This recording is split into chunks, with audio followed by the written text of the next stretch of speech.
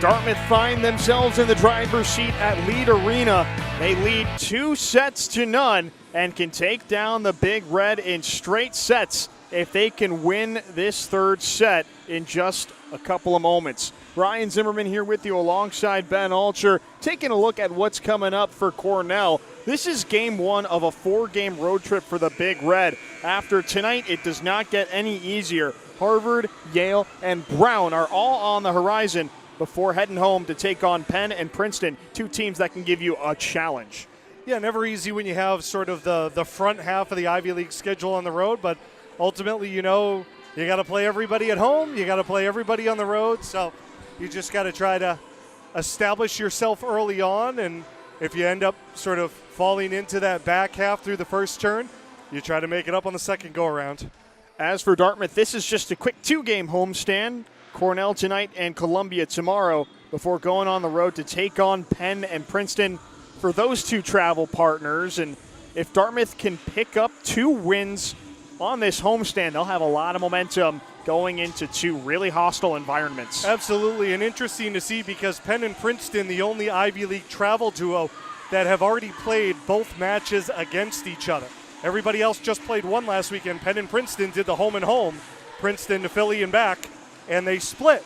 So for those two teams, they sort of have a little bit of an advantage knowing what they need to do going into sort of the midway point of the Ivy League season.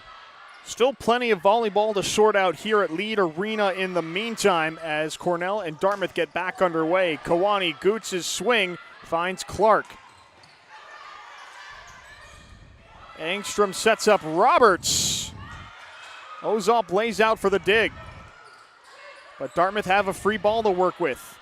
Murphy for Stevens. Sione got her hands in the way. Yeah, great job by Carlo coming over, reading the low-driven ball by Stevens. Just able to get all over it. Something Cornell has not done a ton of so far tonight. That's just their 6th block total, and they only had 1 in the second set. So that's something to keep an eye on, I think. One interesting thing to note for Dartmouth, they've used a handful of players that haven't seen all that much playing time tonight. We've seen Ellie Maddox throughout the first 2 sets. This is her first match of the season, and to open up set number 3, head coach Kevin Maureen Campbell sent out Kensington to Crony, and she hasn't played since September 15th against UConn at the UConn Invite.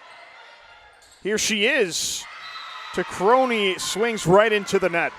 Yeah, interesting decision. You know, she played a lot early and I think was sidelined with an injury for a little bit. But she had played well when she was out there. That middle has been sort of a rotating spot all year long.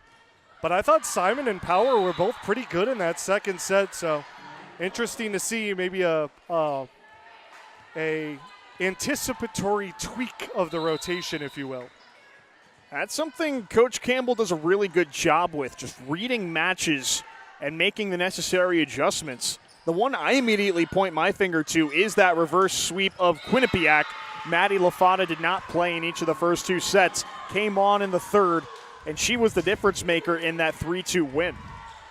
Yeah, well, that's the bright side of going through the non-conference and sort of testing different things and working with different groups and seeing who sort of maybe your key combinations are and then trying to put those groups in their best positions. Roberts at the near side, easy dig for Parsons. Clark the tip, Engstrom can't get there. Cornell won each of the first 3 points of this third set and 5 of the first 6. Hasn't been an issue for Dartmouth to this point, but for Cornell, you have to capitalize on this momentum or else it's curtains. Pomar's serve lofts to Goots. Murphy to Crony. Clark is right there to greet her at the net. Well, she had everything right until her instinct kicked in. She smashed the ball off the block, and it was headed back right at her out of bounds. And unfortunately, her instinct kicked in, and she tried to make a play on it instead of just letting it go out. It's one of those, you see the ball, you want to make a play on it.